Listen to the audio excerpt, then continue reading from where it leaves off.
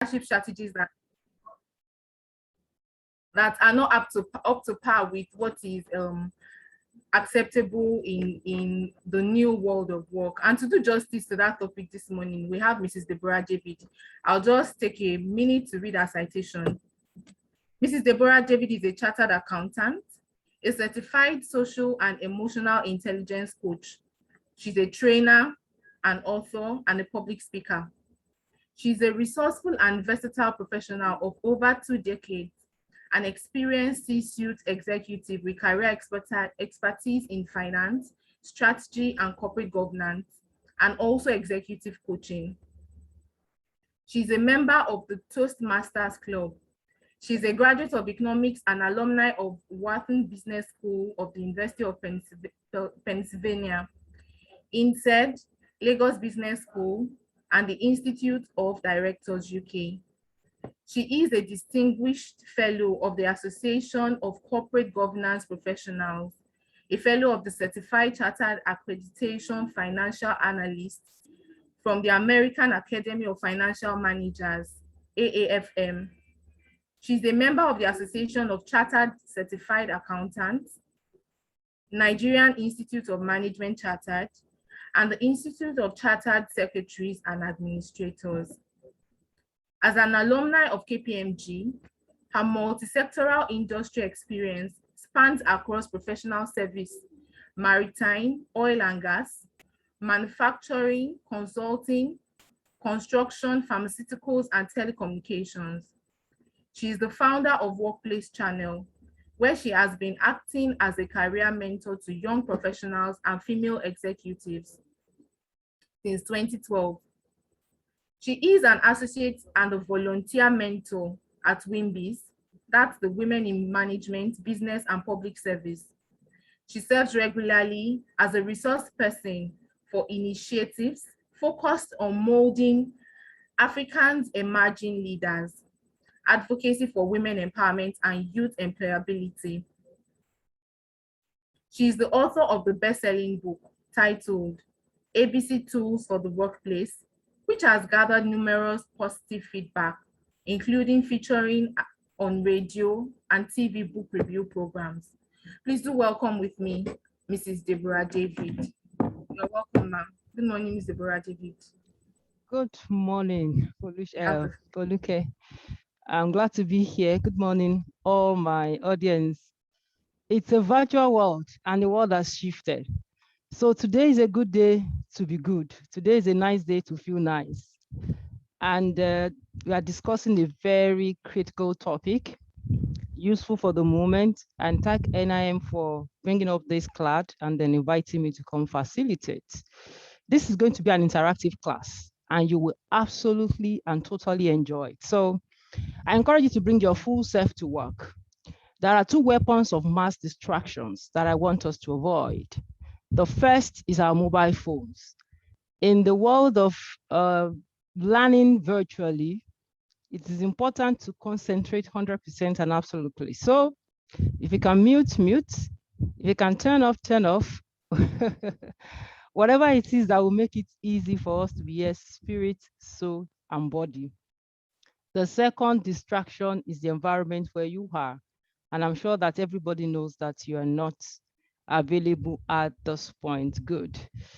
Thank you for the introduction. I will start right away by sharing my screen. Host, can you please allow me share? It says host disabled participant screen sharing. Can I be allowed to share, please?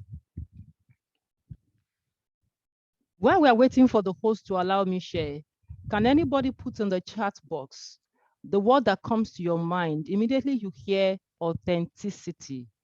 You know, what do you see before you conclude that a leader is authentic? Can you please put in the chat box?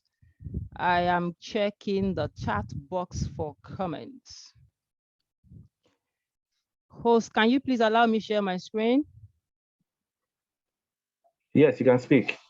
Right. You can share your screen, please. Okay, thank you. Let me go right there. And can someone confirm if the screen is visible at the other side? Can you see my screen, please? Yes, we can. Yes, we can. It reads Authentic Leadership Strategies, right? Yes, ma'am. Thank you. When I'm sharing, I wouldn't be able to see the charts. Let me see. Are people responding to what they think that authentic leadership is? Real, legitimate. Acceptability, integrity, yes, correctness, integrity, what works, validity, genuineness, genuine. Wow, amazing. So my slide is exactly what you have said and much more. But before we conclude on what it is and what it is not, acceptable leadership, beautiful. Thank you so much for your participation. I totally like it. Now, beautiful, beautiful. Let's dig into it. I have an outline for us. Need to advance my slide. Okay, good. Today we'll talk about leadership schools of thought very, very briefly. We'll discuss what authenticity means, which you have also said. And then we will also discuss strategies for building authenticity, the reason why we are all here. So I've taken it for granted that we all are leaders of teams and we are in different spaces, categories of jobs, industry, and we are doing one thing or the other. So we will not hammer on bankers. We are not talking about construction workers. We're not talking about public or private servants. We are talking about executive people who have been privileged to sit at the echelon of their career and are responsible for people, process, and procedure in their workplaces. So my question to you is, how do you see? What makes you a leader is that you're able to see differently. COVID-19 came and then we all saw different things. As a leader, how do you see? What makes you a leader is the way that you see. A leader is someone who, after a robbery or after fire destruction at the factory or after an unpleasant situation, can tell the rest, yes, we still have ashes and we can make something with it. If you're as weak as your follower, you need to make some adjustment. If you are as sentimental as your followers, you need to make some adjustment. Right after COVID-19, a lot of companies counted their losses, and yet some others make some good fortune. We know the telecoms of this world and the rest. So if you're an authentic leader, it starts with how you see before we say what you see. So even when you are in the category of people whose losses were very magnanimous, what will make you strong and active in that situation is that you see differently and you can go back to the drawing table. So if you see this cup that I showed, is it half full? Will you call it half empty? Half full when you're optimist. And your optimism will affect those that you are leading. If you are broken inside, you cannot pretend to be strong outside. You will give yourself away. And if it is half empty, it means, whoa, after all we labored for, here we are. So start with that question. And at the end of the whole presentation, which will be very brief, we will now discuss what are the things that will make you see the glass as half full. Who is this? I expect this chat box to be buzzing now. Who do you think this is? Yes, Dr. Jadesola. This is not Dr. Jade. Who is this in this picture? Can we please? All right, Martin Luther King. Yeah, yes, someone got it. Olubumi Oludipe. Thank you. All right, what is he known for? When you hear Martin Luther King, he's not in Nigeria. He doesn't live in Lagos, and yet the whole world recognizes his personality. He stays in a place, but he's known all over the world. What is he known for? Civil rights activist. Very good. I'll ask another question. Who is this?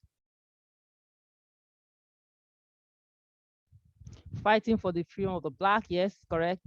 Freedom fighter, correct. This is Mother Teresa, absolutely correct. How do you know Mother Teresa? What do you know her for? What do you know Mother Teresa for?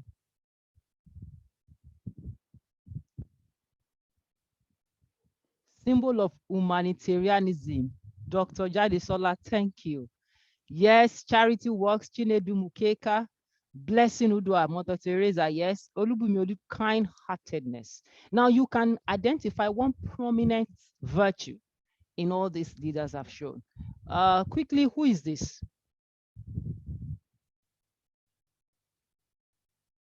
Yes, John F. Kennedy. Dr. Jadesola, thank you. Yes, what is he known for? Why do you know John F. Kennedy? He's not our cousin. And he's not a member of NIM. What do you know him for? And how do you know him? American president, yes. What virtue? What quality? Stood him out. Why are we still making reference to him? Why is there a whole airport named after him? Former president, signatory to civil rights bill. Yeah, vision, courage. Yeah, yes, good. One more. What do you know John F. Kennedy for? Assassination. That was the end of his story, right? Okay. Courageous leader, good. Who is this? Statesmanship for Martin Luther King, good. For John F. Kennedy, good. Who is this? Yes, Dr. Jadesola, Fumilayo and Sopkuti, amazing. Yes. Yes, yes, Olubumi Olutipe, yes. Yes, correct. What is she known for? Why do you know Kuti? He's not your cousin, doesn't live next to you. Okay, she fought for women, women activists. Yes, women activists, yes. Now, the whole essence of doing that very brief exercise is to see clearly that leadership is about being identified with a particular thing. If I ask the question, who is Dr. Jadesola? Who is Azan Gwandu? I'm looking at the names that the Zoom is popping up for me. If I ask, I'm not really expect Evelyn Nwosu. If I say, who are you? If I say Olukunle Adeogun, who are you? And I don't expect you to answer the question right now. You probably want to write it down somewhere because at the end of this presentation, we'll be able to answer. So when we're talking about authentic leadership, we are talking about leadership that is not copied, that is not cloned. You don't want to be like Donald Trump. You don't want to be like Deborah David. You don't want to be like Mr. Jude of NIM. You want to be you. You want to be Evelyn. You want to be Peter Arm. You don't want to be Olukunle Adeogun. You want to be Dr. Jadesola. You want to be who you are. And in your space, we are not here to talk about activism, presidency, and all of those things because it is the human beings in different spaces that make up the place. Your office is an inanimate thing. Your company is a legal entity, but you really cannot speak. When your company says this, it is because the management of that company has said it. So if you're a leader, a director, and movers and shakers in a particular space, who are you? When somebody walks in through the gate and says, I want to see Dr. Jadesola, and I'm going to plead for the pardon of Dr. Jadesola today, because I will continue to use that name. I will just speak for random sake. What will somebody say about you? Because that is what makes you authentic. What makes you different, genuine, real? What will they say? Will they say you're approachable? Will they say you are kind? Will they say you stand for what you believe? What will they say? Because we are here to build strategies for authentic leadership. What is authentic leadership? We are going to unpack it very shortly. But think about it. You need to first start with who am I? It is not the label they gave to you, director of physical planning, HR director, finance director. Those are labels and they are very good because they are titles, they are positions. Those ones will come. When your tenure is finished, you step aside. They probably will call you former director or something else. But those are labels. Who are you? Who are you? Who do you think you are? And what are you known for? What do you want to project into the world that you'll be known for? So very briefly, there are some thoughts, leadership thought, school of thoughts. Some believe that leaders are made, and they believe they are made because they possess some innately special qualities. They are uniquely gifted. When I mention maybe Serena Williams, you will say, oh, She's just gifted. That's why she's a leader in tennis. When I mention any name, you probably say because it's gifted. And they are gifted because they just came like that from heaven. That's a school of thought. In his book, Peter Norton said that, it is a lot of research. And the summary of what the book was talking about is that leaders are actually born. And once you are born with some traits, there were many traits, but there are 5 definable traits that were common to leaders. If you are very intelligent and you exude self-confidence and you can determine, you have strong determination. When you say, I want to go this way, I am going there. Typical of firstborn in some families. Once they say, here is where we are going, everybody must follow. Next is integrity. Your word is your bond. When you maintain that quality and you maintain the quality of sociability, people find it natural to come to you. You are warm. They can ask you questions.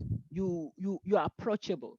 Once you have these 5 traits combined in anybody, according to Peter Nothouse in his book, Theory and Practice of Leadership, that means you're a leader. That's one school of thought. But my question to you is, do you think leaders are born or leaders are made? Before you start answering, I go to the next slide. Another school of thought, led by the big author, John Maxwell. You may have read a lot of his books, 21 Irrefutable Laws of Leadership, all kinds of books on leadership. Everything he has been saying, the center theme is that leadership is not an exclusive club.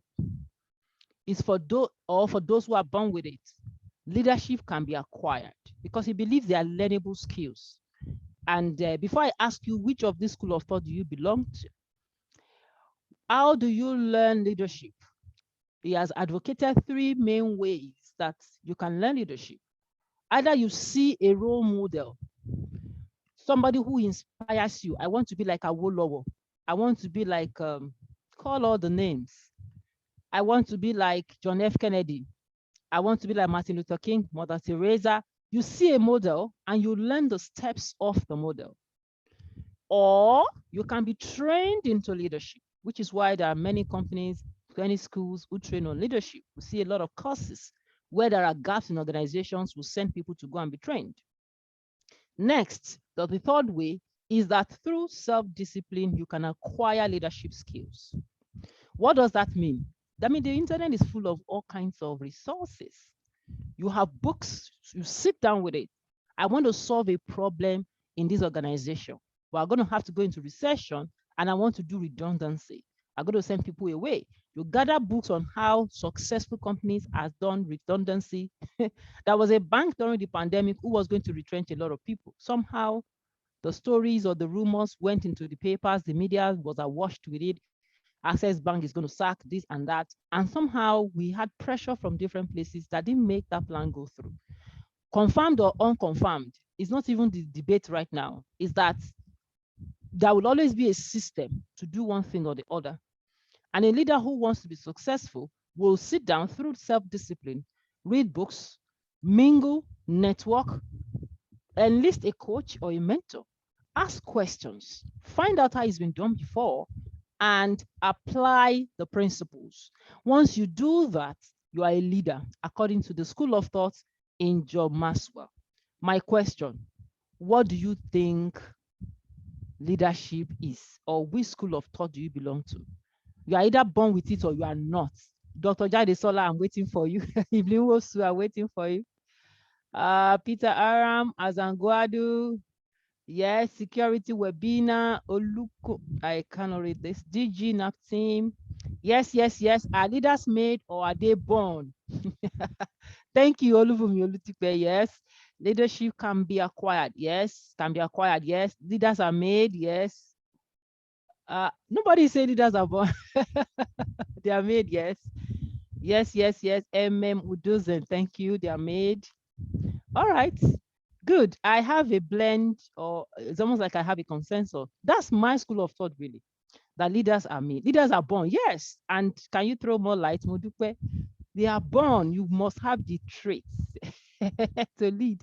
And I agree in a way, because some people, the thought of leadership can give them malaria, So they really can't stand and say, You are the class captain. Class what? I can't stand in front of people. It can't be acquired, but some are born with innate tendency. Amazing, correct. Everybody is correct. It all depends on your paradigm that you have and the thing that you see and how you interpret it. So some people are born leaders. Have you wondered in primary school, when nobody has actually campaigned for any election, you really can't say that they have acquired a lot of skill. And some people will just be in front of everybody. They are always in your face. So much so that the teacher has no confusion and say, Kemi or Sandra, Peter, John, you are the class captain. Write the names of noisemakers. Have you ever seen anything like that? Did you experience that right from the season where nobody really knew how to do politics? Primary school. Did anybody, if you did, let me have a yes. Where they haven't even read any management book or leadership book. And then you see some people just standing in front, so much so that they said, yes, this is the head girl, head boy, or class captain. Yes, yes, yes, amazing. So I believe that leaders, some people just develop the trait of leadership. Yes.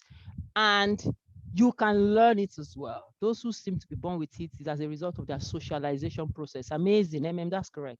Because yes, if you live in an environment where your father is a prof, you see many of the professors' children, they like books, they like research, because what is constantly being modeled to them, the picture that they see regularly determines what kind of taste and preference that they have. Good.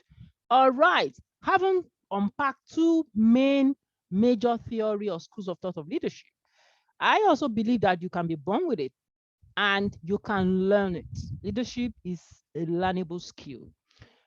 Now, today we are discussing strategy for authenticity. Can we say what authenticity means in one word? And at the beginning, we already said genuine. We said authenticity is being real. Yeah, real, correct. Authenticity is because you're being genuine or you are real. You are yourself. You are not a clone. You want to speak to somebody, you don't twist your tongue. There are people who really cannot even pronounce good words, but they are movers. They motivate, they inspire. I mean, Apostle Paul couldn't really speak a lot. It was not as oratory as Apollos, but he was a leader just in front. Just being yourself, correct? So authentic leadership is, the emphasis actually on transparency, genuineness. If you are honest, you love what you are, you are natural, correct? So DG Napton, you are natural, you are genuine, you are honest, you're not faking nothing. You know, all this fake it till you make it thing, they don't really work because you will have leakages. Somehow people will know that your gut does not support what your technicality is talking about. When you are true, yes, Peter, thank you. And honesty, I believe that authentic leadership, for the purpose of this discussion, is about relationships. A leader leads because there are followers. Do you agree? A leader who is authentic inspires trust. People don't think it's yellow or black or green. They just know that this leader is brown or is whatever color, and they can always come to you. They know the right answer. They just want you to give a variant and a flavor. You can inspire trust. You can motivate your team, because when you're authentic, people trust you. You know, they don't see you as white in the morning and green in the afternoon and maroon in the night and say, we don't even know what we're going to hear from this leader. Yes, security webinar, a leader is unique. Absolutely. So we know what authenticity means. What we just want to learn today are the strategies for doing it. So the first question on my list to everybody is, how can you, Dr. Jadesola, be an authentic leader? We know what authenticity means because we have said so. People tend to say that I can read you like a book. Whoa, what a wonderful, a wonderful trait is that. Olubumi, that's great. And then that's very strong because they can recognize so many things, even when things are obvious right beside them. They really cannot. I am asking a question to the class. How can you be an authentic leader? You know what it is. So an authentic leader should be able to outline the purpose that he serves and then inspire. How can I agree less? I cannot. Olukunle say you are predictable. Yes. Yes, you're not dancing around. So you can be an authentic leader when you're predictable. Almost like they know that if you don't support this, you don't support this. Okay? Yes, more answers. How can you personally be and walk the talk and practice what you preach? DG Napton, thank you. How amazing that is. Yes. So we already know the answers. Can I get one more? Focused. Yes, when the leader is focused, it's authentic. Followers will identify a leader by his interests and focus, which they all share. Aha, beautiful. Says you are an influencer. Okay, you are an authentic leader when you are specific. Evelyn says specific, you have a position that can be reliable. I mean, everybody typing saw my notes before today. Yes or true? Because you answered all the questions. Yes, you're understanding. Understanding means you're compassionate and you are empathetic, I believe. A trailblazer. Amazing. Yes, you lead the way. You are authentic if you are a trailblazer. You are standing in front and then you're leading. People are comfortable to follow. Amazing. Ah, beautiful. All right, so this is what I say authentic leader is. All of the things you have said. You are courageous. You are standing out. Dorcas says you are known for what you stand for. Yes, I can't even agree less. You will be an authentic leader with all of those things you are saying. Everything. You know yourself. And I want us to really unpack the point of knowing yourself. Yes, authentic leader take responsibility. Yes, you treat people equally without discrimination. Peter says he can be an authentic leader by treating people equally without discrimination. Amazing. Wow, fantastic. You are known for what you stand for. Yes, you take responsibility. Wow. You will soon discover that these are all the things on the side. So great. We are talking to great and amazing leader today. You're already leading me and inspiring me. So why should I think you are not an authentic leader? I vote for everybody on this call. Beautiful. Wow. Carrot and stick person. Yes. You know when to draw the line. You know when to reward, you know when to punish. Amazing. I can't agree less. You value the people in your team. Yes. Olubimi, thank you. You have to value people. You don't value people, they will just rebel. Why do we have all kinds of rebellion in different countries of the world? Why do we have some countries killing their president? Encourager. Yes, encourager. All right, thank you so much. So I go straight into the slide. What you will do as an authentic leader, if you ask me, Deborah David, first thing I need to do is self-awareness. Do I know myself? My limitation? What can I do? What moves me? What are the things that gets me tired easily? What are my strengths? What are my weaknesses? If you put a fish on a tree to compete with a monkey, of course, we have set the fish up for failure, true or false. That fish will fail because our natural habitat has changed, or its natural habitat has changed. Its method, its body frame, the way the fish has been configured has been, significantly impacted or changed or moved. That fish cannot survive it. It cannot win in that environment. So you need to know yourself. What are your temperaments? What are your triggers? What makes you get emotional? What makes you break down? Because if Mother Teresa is somebody who is like Margaret Thatcher and all that, a time came that in England, they were stoning her with water, with stones, with all manner of things. When it got to a point when he says that, why should the children have milk in the school? We want to save the budget on education. That time there was free milk for everybody in school. So if you are somebody who is strong, who has a power of words, you are very firm. You can move in a direction. That will be a way that you will lead people with authenticity. And if you're like somebody who is very kind-hearted, you don't like to see people suffer. It's like somebody who wants to read medicine in school and doesn't like to see blood. He's a joker. Thank you, Olubumi. Emotional intelligence skills a must for leaders. Amazing. That person is a joker. So to be authentic, sit down, ask questions. Who am I? What do I know? Where have I been? What moves me? What infuriates me? What kind of issues drive my passion? When you understand your own drive, you will not, I mean, Teresa will not copy Martin Luther King. Look at Donald Trump. Love him or hate him, he has his own style. Everything he said during his campaign, he tried to do. He started by implementing travel ban. He went ahead and said it was going to be the war between Mexico and America. I mean, you may not like his formula, but in a way, we had many African politicians who says a lot of things. They will say many things, but when they get in, you will not see a trace. Everything Donald Trump said during his manifesto was what he tried to implement, although there were processes and procedures. However, he said we are going to do this and he did it. We are going to remove it and he did it. The first day he entered office, he started signing executive orders. Who are you? Who are you? If you don't know who you are, if you cannot answer that question, you can't be authentic. You will continue to look for everybody in yourself and look for yourself in everybody. This person moves you, you want to go there.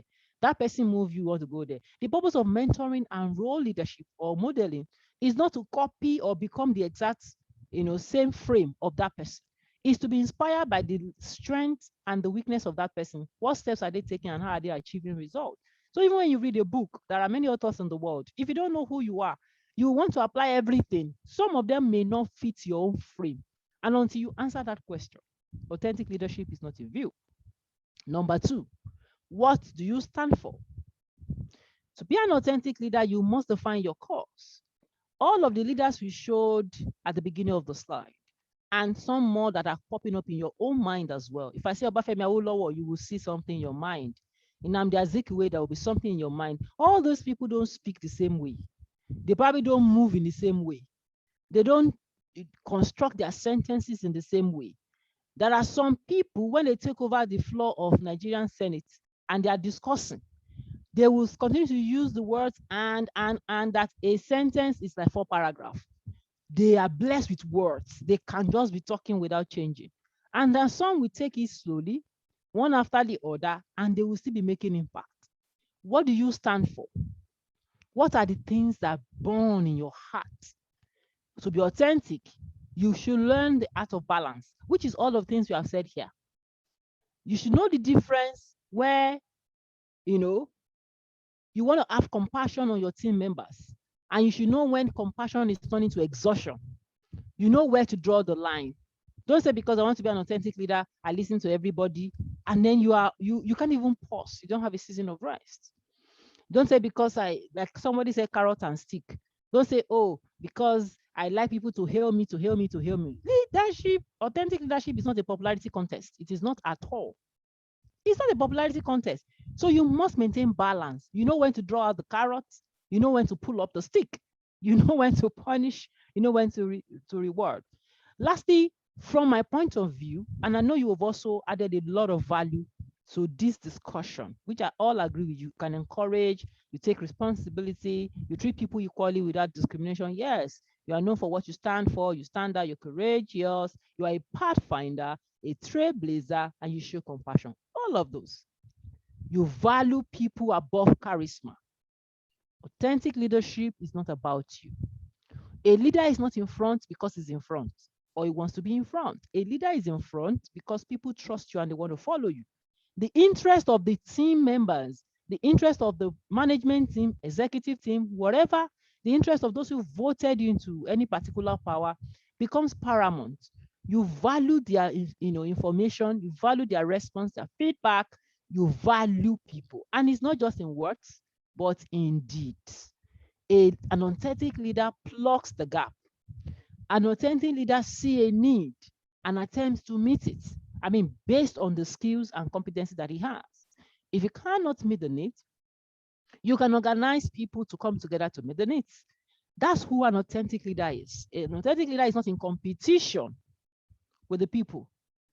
I want to be the best orator. I want to speak and everybody's dancing and popping. If you have the gift of oration, it's fine. But it's really not about you. It's about the people. And an authentic leader prioritizes people above his personal charisma. Now we move forward. What are the strategies to build authenticity? Trust me, all the things we've been saying are the strategies. But just to give it a frame, and that is why we are all here. You want to build authentic strategy or you think you want to sharpen it, or you think there's a need for you to look at it again, assess it again, and be more strategic. I have an acronym for us so that we remember what we're discussing. I will use the word Africa. AFRICA. A, accountability. You want to be an authentic leader, sit down and check the thermometer for accountability and confirm, do you have integrity?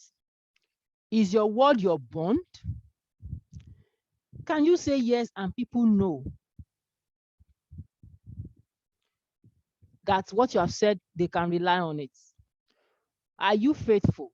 What does accountability mean? Do you have good records? Or are you mixing things together? If you say, oh, because you forgot, you said something else. Before you forgot, you said something else. You don't have records, you don't have facts, you don't have data, you don't have statistics. You're making an accountability easy for yourself. You see a leader come here and say, in Q1, we sold 48 crates of soft drinks. In Q2, we have this, we have that. So the only way you can be accountable is that you keep good records. You are able to link the past with the future. That is the way to be an accountable leader. You serve your customers. Who are your customers? The team members, the people that you are concerned about. If you lead a team of specialists, maybe you are the chief medical director, your first customer are not the patients that are coming to pay money. They are the doctors in your hospitals that need to, be first motivated before they can pass the compassion to the patients. So you know your customer, like the bank will say KYC before they open an account for you. Who are you? So you serve your customer well. If you're a political leader, you know your customers are the people you are ruling. If you are the production manager, you know that the factory workers and the people you supervise are your customer. It's your business to make them happy so that they can produce quality products for you. An accountable person, you will pay taxes. You will give to Caesar. If you pay taxes and other Caesars, what belongs to Caesar? You know what belongs to who. You are accountable when you pay salaries to whom salary is due. You pay honor to whom honor is due. You give to the government what is due to the government. When people see you that way, you would be able to build accountability, and then you're going to build authenticity. My F is to flip. We are here discussing strategies. Strategies means plan of action, road to the market. What do I do? Actionable steps to get something done. So without mincing words, if I write like this in some jurisdiction, you know that if I write like this, you can think the day is before the month. So June 12th can be read as 12th of June. Can be read as perhaps it can be something December 6th. So you are somebody who will define issues. At the beginning of this teaching, we said, is the glass half full or half empty?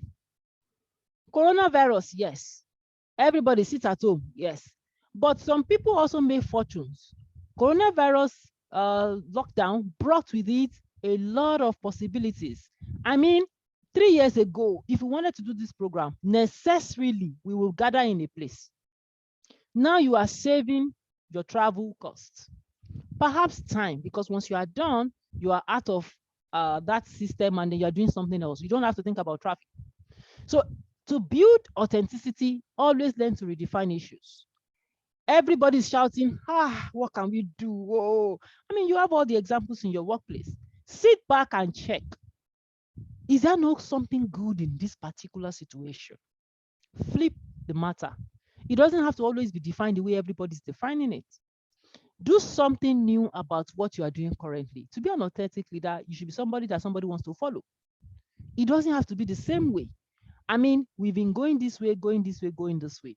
And now suddenly we are all here on Zoom. This possibility had existed in some countries before. But perhaps you just think, So an authentic leader steps ahead, and to step ahead means you are constantly thinking of innovative ways to do whatever.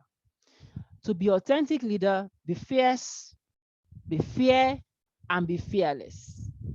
Be bold and be ready to try new things. To be able to, walk in authenticity as a leader, always learn the flip. When you are learning the flip, you are looking beyond limitations. This thing may be tough, but it is doable. There are many things we said 5 years ago that it's not possible. In the days that lockdown happened, there were people whose relatives died, and it was customary in our culture to gather everybody, even if they were going to bury the person that same day. Wherever you are in the world, you will attend if you are supposed to be there. But things happened. What happened? People were joining burial ceremony on Zoom. Are you aware? There were some weddings that happened right there online that we were watching people, being joined together in holy matrimony. So look beyond limitation. I'm sure we all say, it's not possible. It's not possible. Those things were not possible in those days, but they are possible right now. In those days, it used to be the phone that we turn around like this. Baka, baka, baka, baka, baka, baka. And some of us would tap it when our parents were not around, we tap the phone to call our friends. But now your phone can go with you anywhere. In those days, you have to call a photographer. Smile now, smile, baka, baka. And then they wait for the film to be full. And then they want to do and develop the negative. That's not what we have right now. So authentic leadership looks beyond limitation. The R in Africa is responsibility. Can I see something in the chat box? Are you gaining value? Are you seeing something that you can do differently? Okay, I hope I will see a yes. Or maybe. All right. Okay, we move on. As we are not seeing responses, we move on. Are you still here? Yes, Evelyn, thank you. Value added, thank you. Assuredly. Amazing. Okay, R. Very quickly, by the time I'm through with Africa, we have rounded up and then we'll give room for interaction. This class is very interactive.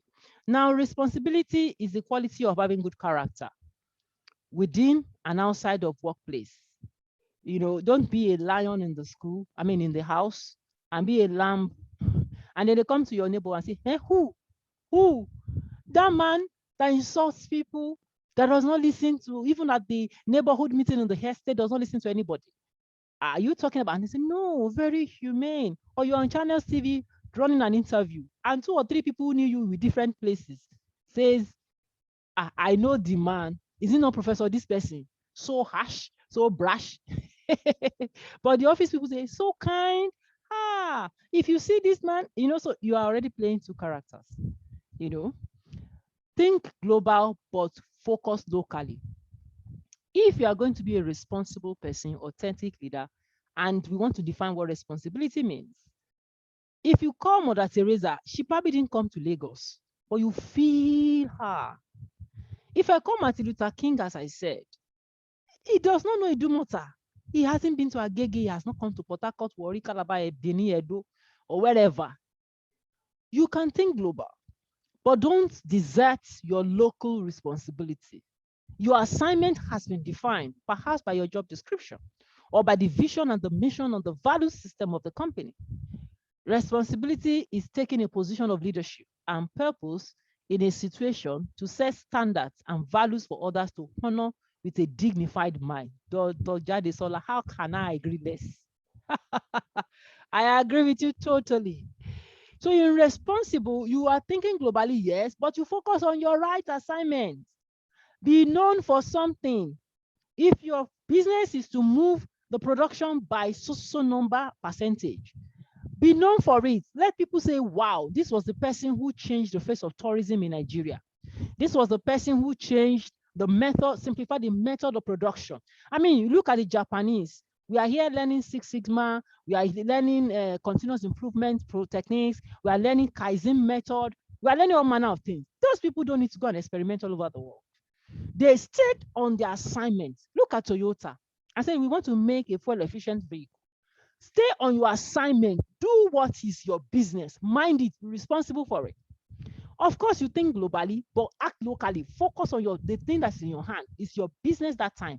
Part time, part time, part time. To show responsibility, be open, be seen, be reached, be heard. Like Dr. Just said, that is all typed out here. That you have a purpose, you set standards, you value others, and you honor people with a dignified mind. That's what I mean by openness. Because we are all geniuses, but we really don't see everything from the same perspective. You said, what's the F in Africa? Flip. This is it. Flipping things on his head. Everybody says negative, but you look at it differently. Azan, have I answered your question? So the R is responsibility. When you are responsible, say, what a responsible fellow. What are they saying? You can be reached. People can give you feedback. They can give information. You can be heard. You stand in front of, there are leaders who things have happened in the organization and they just keep quiet. People want to hear your opinion. Even if you don't have anything, just promise them that you're going to research into it. Something happened one day. Oprah Winfrey granted interview to, I think Prince Harry and is it Prince Williams? Which of the princes? And the lady that what's the name of this lady? Meghan Markle. And they were discussing about the baby, how the royal throne did not answer some questions or do some things. You could have said, it's not my business. They can say what they want to say. But before the evening of that same day, when everybody started making noise, hoo ha ha, hoo ha ha ha. The palace has to say something. Buckingham Palace has to say something. So that is what authentic leadership is. When you hear woo woo everywhere, don't say it's not my business. You are responsible when you can be reached, when you can be heard. And when you respect your team's feedback, you may not take all their points. When you say very responsible man, very responsible woman, what are they saying? He doesn't listen. He just wants to go one way, autocratic, move, push, push, push, push. Yes, you will get results, but will it last? A time will come, people will refuse to be pushed. And that's when you are responsible. My I in Africa, an authentic leadership puts the responsibility of imagination on you. You can't lead a people when you also don't have a new way of thinking. The way to flip, the way to get aware of your environment is that you are fueling your imagination. Read magazines. It's good to read the Bible, it's good to read the Quran, but try and check what is happening in other places. CBN says, BDC, we are not selling to you. What does that mean? Augusto reports, they do credit rating for companies. What does it mean? What parameters are they using? What are the credit rating and why are people having this or not having that? Who are your competitors? What are they doing differently? Hold healthy conversations. You're a member of a Ikoyi club or somewhere else or any other club or boat club or anywhere you belong to. When those conversations pop up, yes, discuss social life is fine. But around your assignment, hold healthy conversations, sound people out, feed your subconscious. Music is the food of the soul. Create a pause time, a me time when nobody's pinching you, pushing you, asking questions. Yes. Determine the time where you retreat into your subconscious and ask yourself some intuitive things. You will see that with your pen and paper, you bring out things. When you exercise regularly and you allow blood to flow through your system, you will see that you will think differently. I am not an exercise coach, so I won't say too much, but what I have discovered personally and what we have seen people advocate is that moving, even if it's just to walk some kilometers per day, like 10,000 steps in a day, 5,000 steps, start however you can, and be inspired by the stories of other people. When you hear stuff, what do you first say? Oh, this person is a terrorist. That person is this, is a that. I heard somebody say one day that people used to abuse Delilah. But me, I'm learning from Delilah that a woman must learn the strategy to make a man pillow his head on her laps to get what you want. That's flipping things on his head. When people hear Delilah, they say he's an evil person. Not all the time. Read the story. What can you make out of it? That this thing that happened where a small child in the social media recently, a small child set a whole supermarket on fire.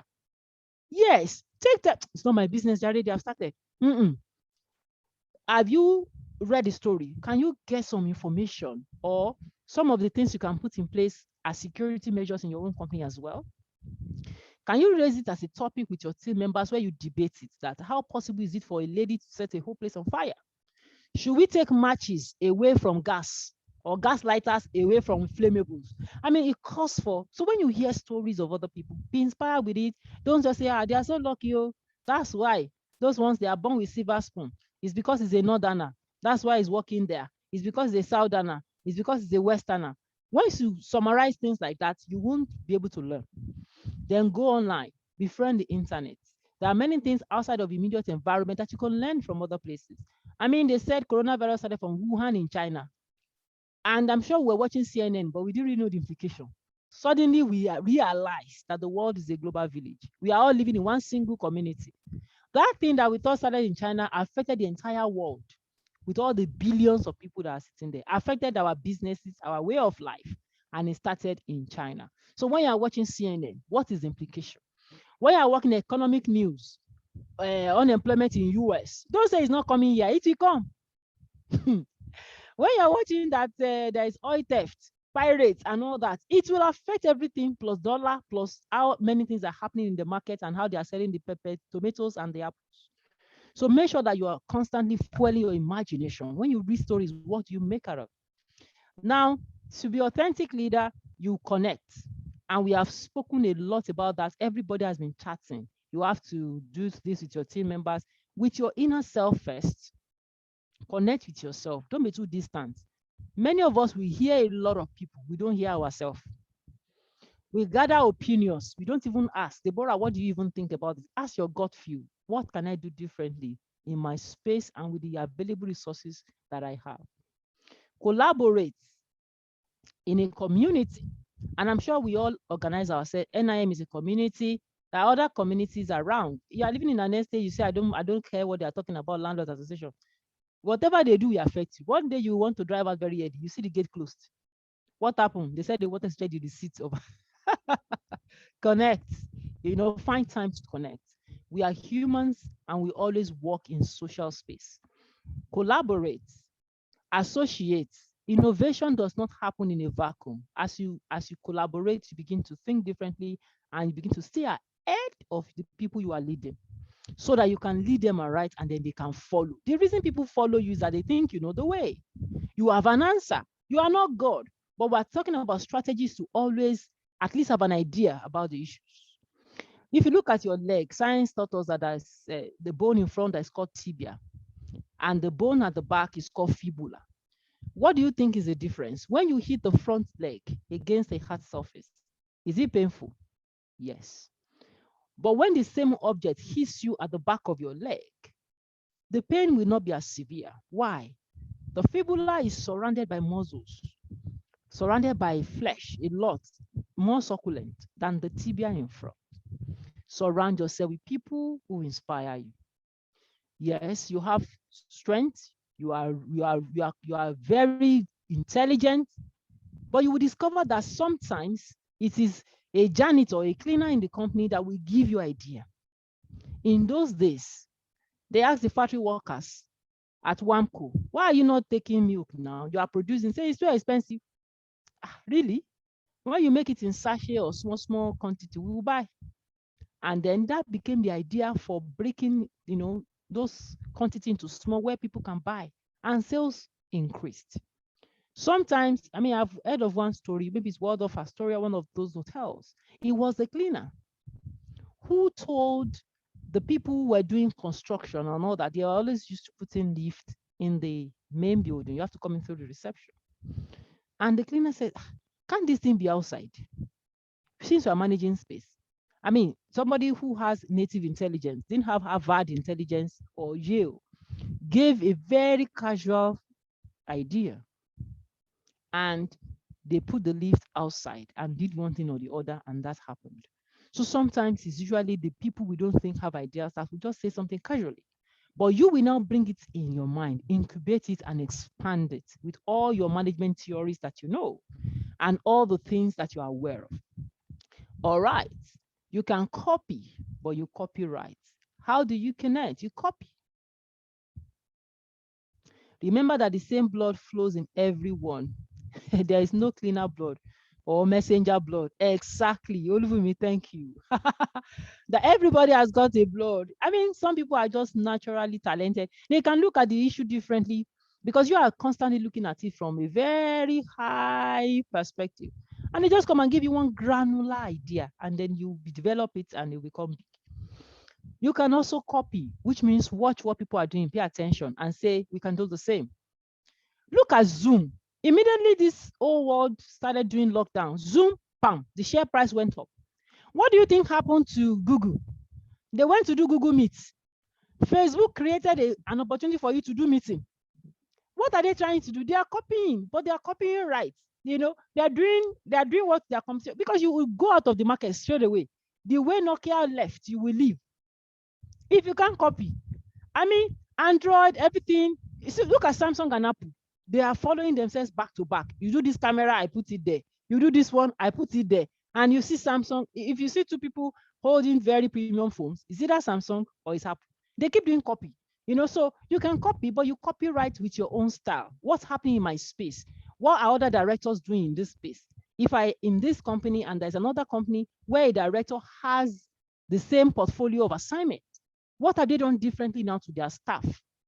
What are the HR of other companies doing with their employment policies? Are they reviewing it? Can staff now have flexible work hours, remote working? What do they supply to them as resources to be able to work remotely? You can learn from any circumstance. Doctors, thank you. So you can copy. So you see Google Meet, you see all those people, everybody copying now because they now know that the world is crazily thirsty for meeting outside of a physical confine. So you can also copy, otherwise you'll be irrelevant. Next and the last in the Africa model, A is awareness. And intentionally, I put it at the back because you can do all of those things and you can lose touch with the reality. And that's what authentic leadership is about. Being real, being genuine, being yourself. Awareness says acknowledge that things are changing. There is nothing that happened in January this year that is exactly the same. I mean, start from the recent issue of foreign exchange. Let's assume you are not aware and you are sourcing materials from abroad. That's disaster. You must create every system to give you awareness. Either you do staff meeting, executive management meeting, yes, Adebola says copy is the essence of reference. I agree totally. I mean, who gave you English? You copied the Englishman. That's why we're speaking English today. So we are copying. There is no English that is special. There's a British English, American English, it is English. And the only reason Nigerians can speak English is because we copied from those who were originally the owner of English. You say you're learning French or Spanish, you are copying. That's the meaning. Back to awareness. Acknowledge that things are changing and they will always change. Change is the only constant thing in life. And anybody who is not putting that in the forefront will not do well as an authentic leader. Everything will change. The way you led your team last 2 years ago, you cannot do the same now.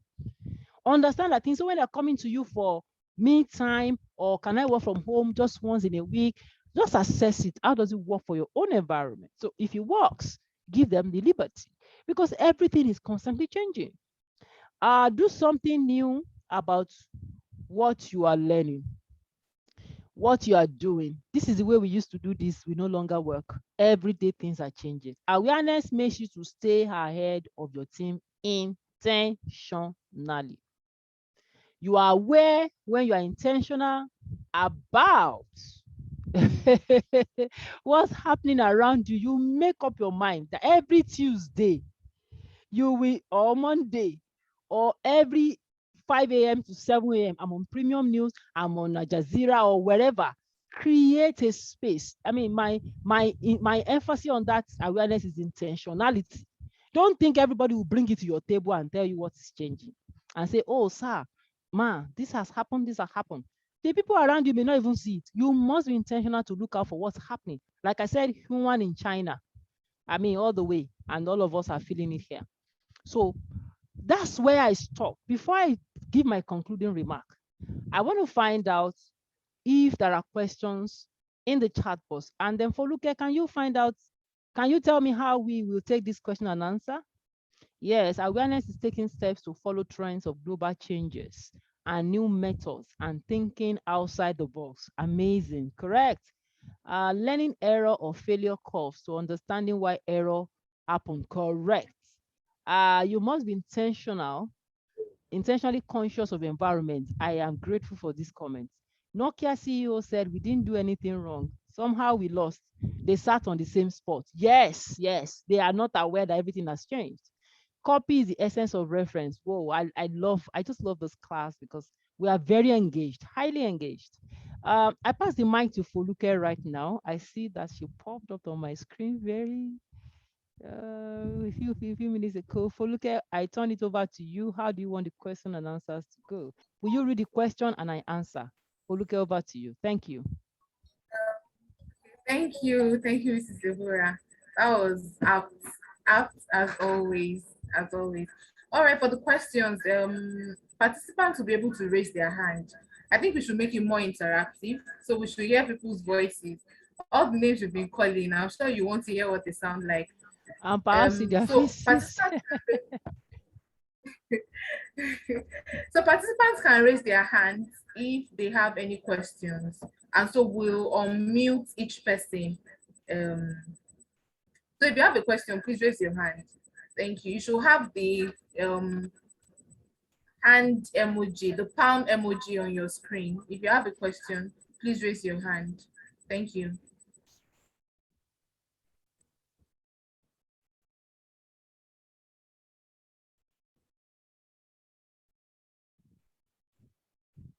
Okay, I can see 3 hands raised. We'll start from I'll stop sharing now, right? Can you I hear can me? stop sharing. Can you I hear can me? stop I can hear sharing. you clearly. I think it's your audio. Mrs. Deborah, can you hear me? I can hear you clearly. Oh, I thought you said I have stopped hearing. No, I wanted to stop sharing. I wanted to stop Okay. sharing so I could see the screen and who is raising their hands and other features of the Zoom. Okay. So I think we'll go with, we have Uche in Mataron. Can we have your question, Mr. or Mrs. Uche Mataron? You've been unmuted.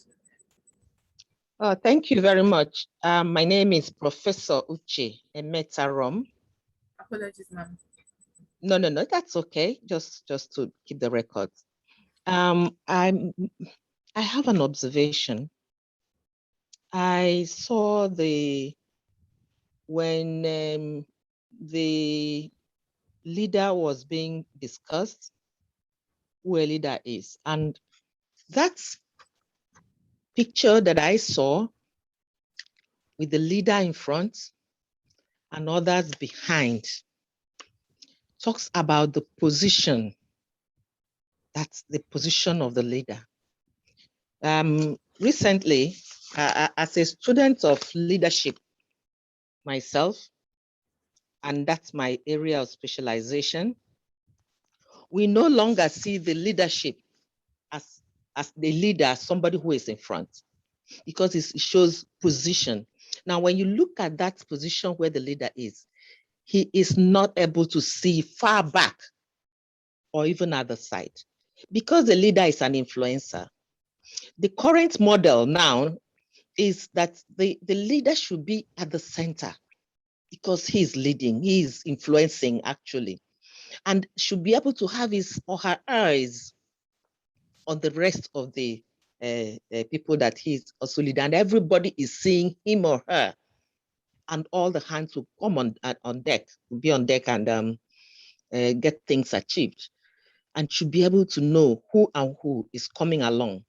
So when you even try or want to do the position, to have it done positionally, discuss leadership in terms of position, I think, and I go with the school of thought that says the leader is the centerpiece, and at the center where his eyes are everywhere and everybody sees him. Because otherwise, if he's in front, he's moving, he doesn't know what others are doing. Others behind never reach him. It's just a contribution. I don't know what the resource person thinks, but that's the modern thing. Thank you very much. Thank you, Professor. How can I agree less? I can't agree with you less. You're absolutely spot on. But don't forget again, the pictures are not the real deal in the presentation. As you will see that some of the other discussions around it shows that a leader is open, as feedback can be seen, can be heard, can make contribution, listen to team's feedback. That's also exactly what you have also said correctly. And you are right there on point. So my emphasis of putting a picture there where somebody is standing out is responsibility to show who is responsible in a particular space. You never find a country where everybody is the president. We never find a state where everybody is the governor. We never find a company where everybody is the chairman of the board. We also never find a place where everybody in the department is the HOD.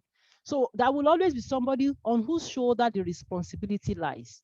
So that picture is a picture of responsibility. And that's not to explain away your position on the picture.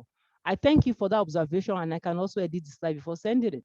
However, again, it's just responsibility, a representation of a group of people, the president of a nation, the chairman of an association. That will always be somebody you want to ask the question, somebody who wants to make accountable for a particular cause. When the car has an accident, they ask for the driver. There will usually be a driver of the vehicle. So that's just what that picture is saying. But I will edit it so that by the time we're sending the slide out, that picture of a leader in the center, we will put it in there. But Prof, I must commend you so profoundly for that comment. It's like we lost our our host. Foluke, are you back? I think the network. Okay, good, beautiful. She's back. Over to you, Foluke. Did I answer your question, Prof?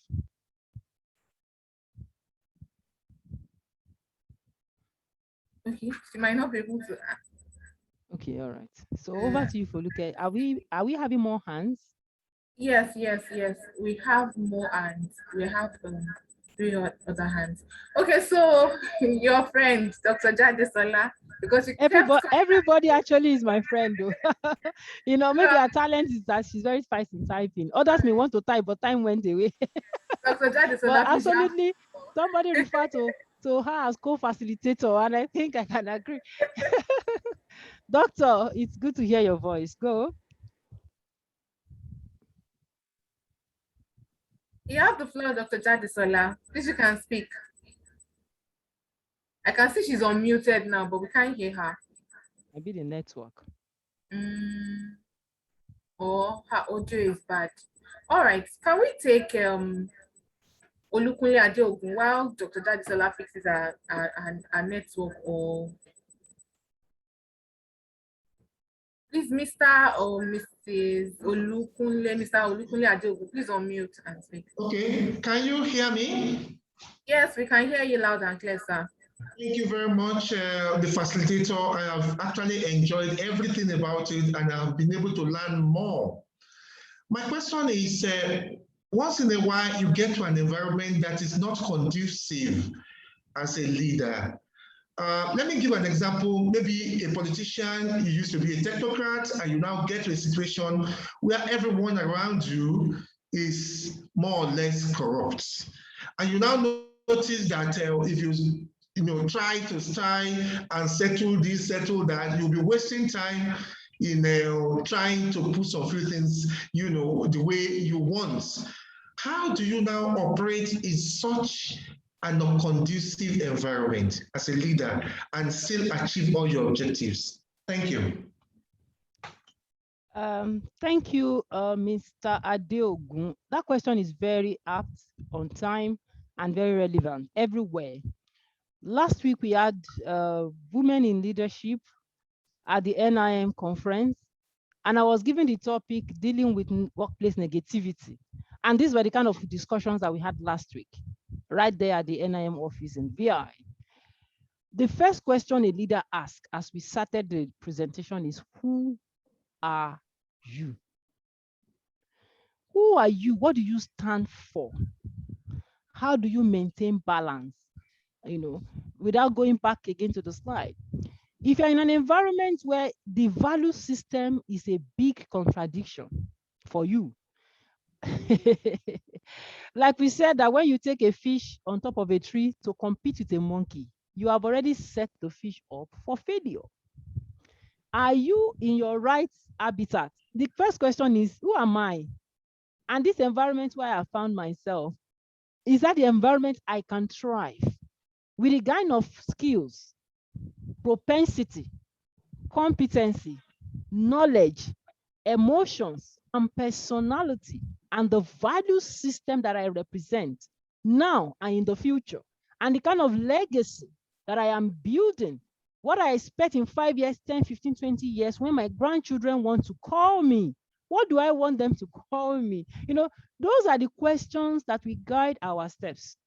Not every environment is, designed for everybody. And that's why you see some people complain about something or somewhere. Another person will come and just put some things in place and we get it done. If you're an autocratic person by style, where your leadership style, you know how to move here, remove this, throw it away, go away, you probably will thrive, because you start by removing the people you don't like and then go away. But how much liberty do you have to replace people? If you have to seek approval to change, maybe you think somebody needs to really increase in skill, you have to seek approval for the very close executive that support your role, maybe to go for certain trainings so that they can be a bit more efficient as you expect. Do you have that approval immediately? How much liberty do you have? How much control can you exhibit?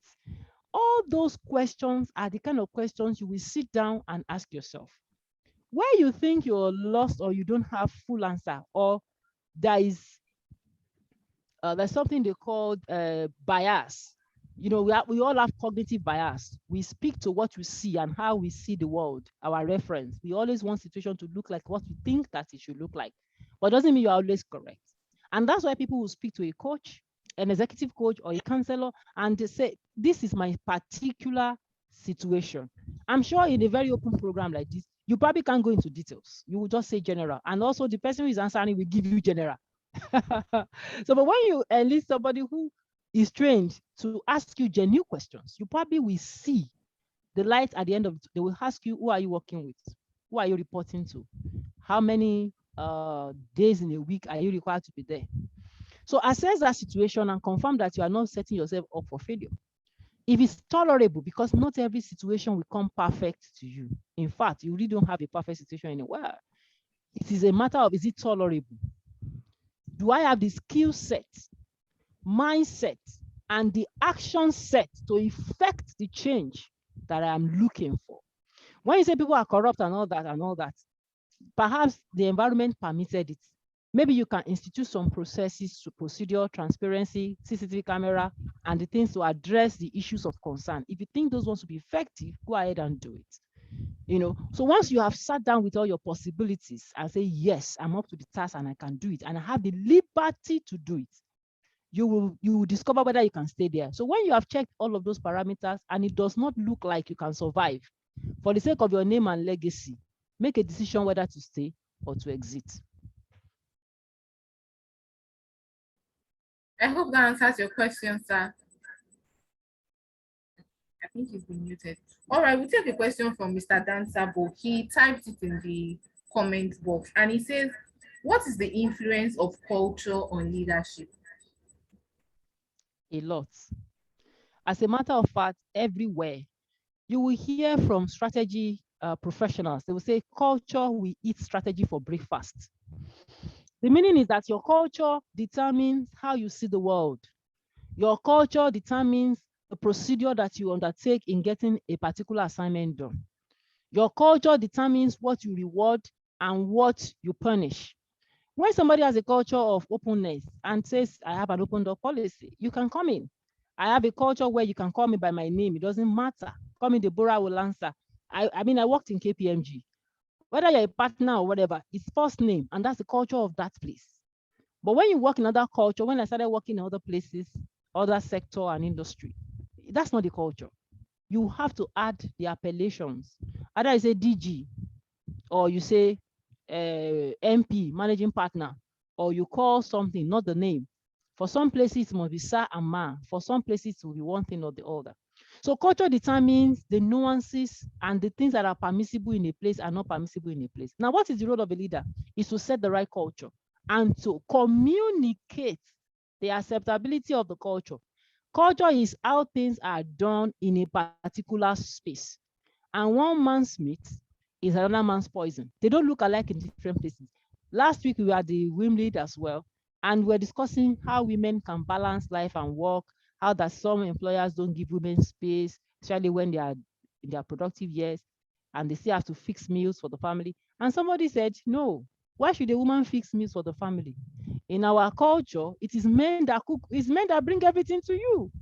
But we know that in some other culture in this same Nigeria, you will see a woman on a bike with firewood and carry a child and is also pregnant. It's women that does everything. So your culture is what determines what is acceptable or not acceptable. So the real leader, an authentic leader, understands the culture, communicate the culture, and defend the culture. All right, thank you, Ma. Thank you very much. So we'll go back to the attendees and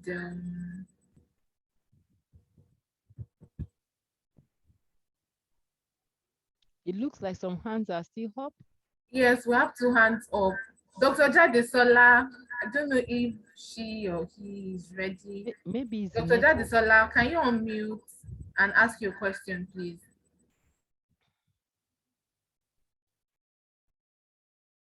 Dr. Jadesola, are you there? All right. Let's have a question from Adebola Yusuf. Mr. Adebola Yusuf. Mr. Adebola Yusuf, please unmute and ask your question.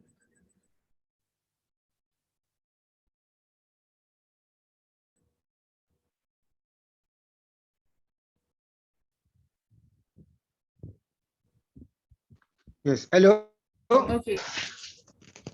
Yeah, are you hearing me now? Yes, we can hear you clearly, sir. Yes, I put my question actually in the chat. One was that we'll be able to have the soft copy of your lecture, Deborah. Two, I was just going to contribute about what the professor said about leadership being in the center. If by same analogy, if the leader is in the center, you only see what those are in front of him and observe them. What about what happens those behind him? I think leadership should not be static, it should be dynamic, be able to move about, and then every corner, every side of the group, so that it can influence the work of the team. So that's just want to make a mention about it. Thank you. Okay, thank you, sir. In response to your question, yes, I also responded. The presentation will be made available to you. It will be sent to your email addresses. Thank you very much. All right, sir. And thank you for your contribution in terms of dynamism. And I'm sure that the African model help us to cover that. Being aware of your environment, befriend the internet, find yourself in a social group where you are feeding your imagination regularly, then open your ears to your team's feedback.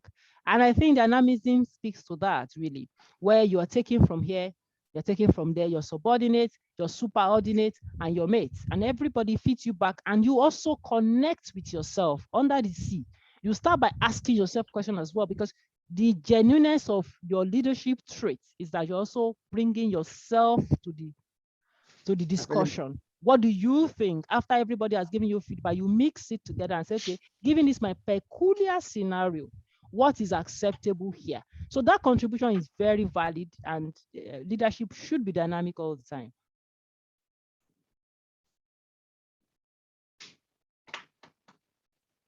The only other, thank you, Mrs. Deborah, thank you, Mr. Adebola. The only other hands that we have up is Dr. Jadesola, and I don't know if she or he is available to ask a question. Maybe she can type it up. I'm not sure whether the network. Yes, I sent a chat. I sent a message also. I just hope it's not a situation where she just left it to speak and then she's going on to do other things. She, or I don't know why I keep saying it's she. I don't know.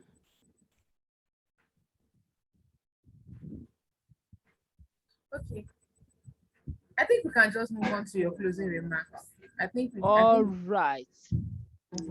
I will start by acknowledging the comments of I didn't miss out. There's something here that says Peter AHM@yahoo.com. God has given us all we need, and to succeed, it is our decisions and not our conditions that determine our success. Just to keep challenging ourselves. Exactly, and I think I'm just lucky with this audience today, because even from the beginning of presentation, all that I said or in my slide are the exact words that my my colleagues on this call have been making. So the choices that we make determine the success that we record. As an authentic leader, it's by choice. Nobody will gift it to you. You make choices to become authentic. And every day of your life, you are either retreating into less or you are advancing into more. You are either retreating into less or you are advancing into more. The world is not going to wait for you. Everything we learned in school has become, almost all of those things have become obsolete. There are ways we did things and there are ways things are being done. And in 10 years' time, there are ways they will be done. Therefore, an authentic leader is a continuous learner. Thank you very much for having me. Thank you so much, Ma. It's always a pleasure listening to you. Always, always, always a pleasure. Thank you very much. I'm glad you could come. And I'm sure everybody, beyond enjoying what you had said, learned something. I always learn every time I speak to you, even if it's a casual discussion. And I'm sure everybody learned something also. Thank you. Yes, I can see the comments. Thank you for coming. Thank you, thank you, thank you. It's all thanks. Okay, so on behalf of everybody and on behalf of NIM, I'd like to say thank you very much for your presentation. It was worthwhile and it is what is needed now. So a quick announcement for everybody who has participated.